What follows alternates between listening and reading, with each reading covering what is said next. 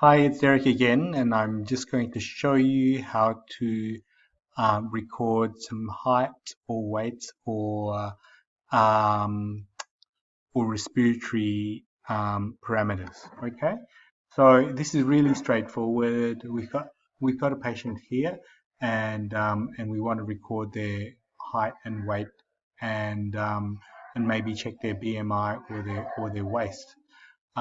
If you go up to the very top here, you can see the little set of scales on the button bar.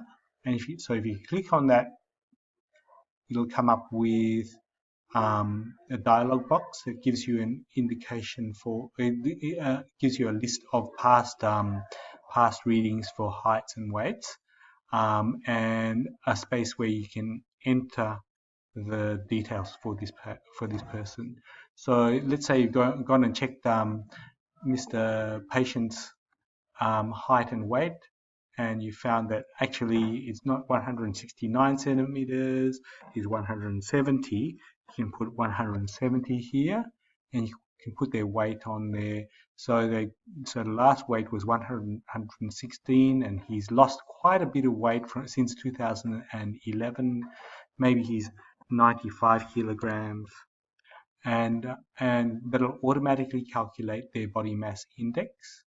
You can also put in the patient's waist and the hip, and it'll automatically calculate their waist to hip ratio. You can click on save, and it'll close that dialog box down. But let's open it up again. So you can see the new readings just at the very bottom of the list.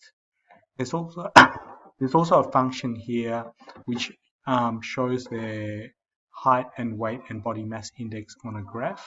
So you can see this is the track record of body mass index based on time.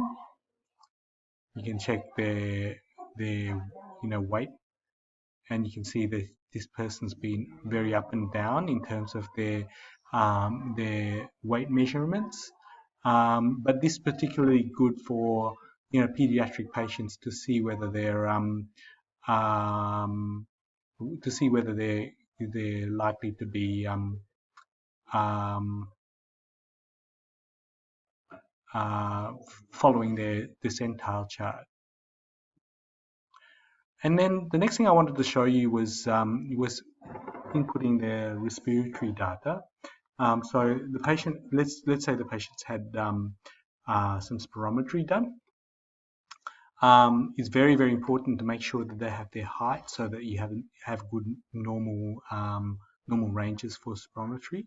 But from the medical record, you probably want to just click on the respiratory field here, and it'll call up a very similar dialog box.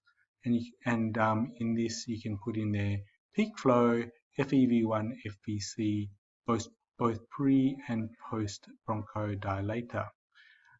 In addition to that, if they are asthmatic, there's a link here to an asthma management plan or an asthma action plan, which calculates details based on percentages of their of peak flow. So the asthma plan will generally show um, uh, different fields based on above 80% or between 60 to 80% or below 60% or below 40% of their of peak flow, what the patient ought to do with asthma. So that's how you record the respiratory and weight data.